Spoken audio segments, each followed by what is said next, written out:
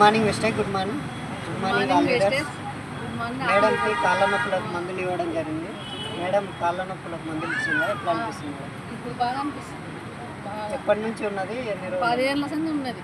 4 ఏళ్ళ సంది ఎక్కువైపోయి ట్యాబ్లెట్లు సూదులు అన్నీ వాడడం వల్ల ఇంకా మంచి లావ్ అయిపోయిండే.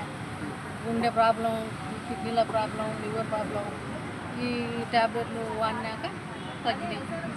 ఇప్పుడు 2 నెలల నుంచి వాడుతుంది. మేడం మీకు వచ్చిన ఆరోగ్యం 10 మందికి చెప్తా. Okay madam, thank you madam.